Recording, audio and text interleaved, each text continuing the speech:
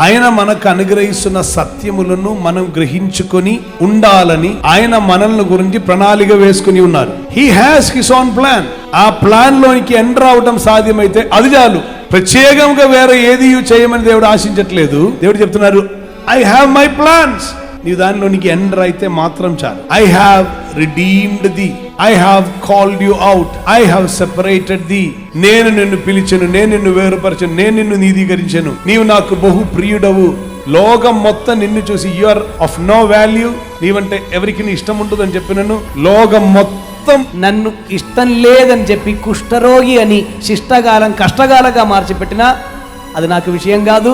నాకు డాక్యుమెంటెడ్ గా ఒక్కరు నాతో చెప్పారు, నీవు నాకు బహు ప్రియుడవు.